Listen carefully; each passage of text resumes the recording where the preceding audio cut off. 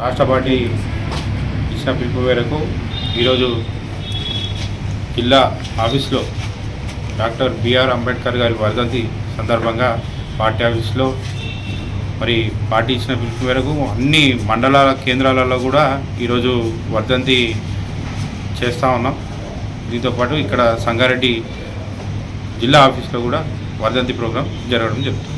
Doctor BR Ambedkar గారి 66వ వర్ధంతి ఈరోజు ఎస్సీ మోర్చా జిల్లా అధ్యక్షులు యశ్వంత్ గారి ఆధ్వర్యంలో జిల్లా పార్టీ కార్యాలయంలో పెద్ద ఎత్తున నిర్వహించడం జరిగింది.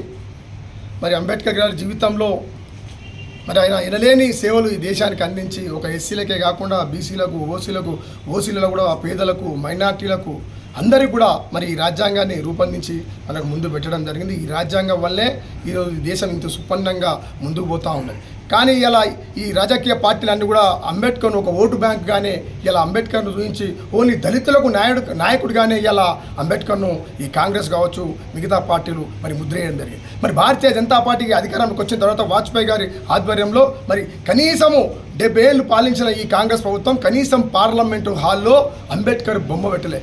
ఈ దేశానికి దిశానిర్దేశ ఇచ్చిన రాజ్యాంగాన్ని ఇచ్చిన మహనీయుడు ఆయన బొమ్మ కూడా మరి పార్లమెంట్లో లేకుంటే అప్పుడు వాజ్పేయి గారు మరి అప్పుడు మన జాతీయ అధ్యక్షుడు ఉన్న మన తెలంగాణకు సంబంధించిన మన బంగారు లక్ష్మణ్ గారి ఆధ్వర్యంలో మనము ఆయన నిలువెత్తు ఫోటోను పార్లమెంట్లో పెట్టిన ఘనత భారతీయ జనతా పార్టీ. అదేవిధంగా ఇలా ఓటు బ్యాంక్ ఆయన పుట్టిన స్థలము చనిపోయిన స్థలము ఆయన పెరిగింది చదివింది పంచ తీర్థాలుగా భారతీయ జనతా పార్టీ ఇలా ఆయన అభివృద్ధి చేస్తూ ఉంది. ఇలా దళితులకు బీజేపీ వ్యతిరేకం అంటున్నారు.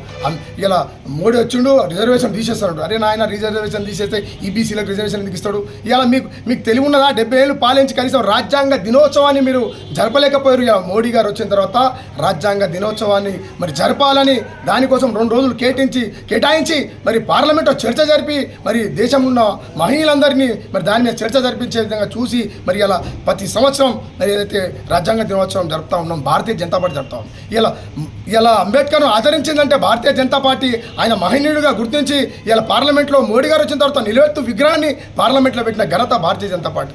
కానీ ఇలా తప్పుడు ప్రచారం చేస్తూ ఉన్నారు బీజేపీ. ఖబర్దార్ మేము తెలియజేస్తున్నాం. ఇలా కేసీఆర్ కూడా రాష్ట్రంలో మరి ఏదైతే పంజాగుట్టలో అంబేద్కర్ విగ్రహాన్ని పెడితే ఇలా అది డిహెచ్ఎంసీ బండిలో వేసుకుపోయి ఇలా అంబేద్కర్ అవమానపరిచాడు. ఇలా ఆయన నేను సెక్రటరీకి అంబేద్కర్ పేరు పెడుతున్నా అంటుడు.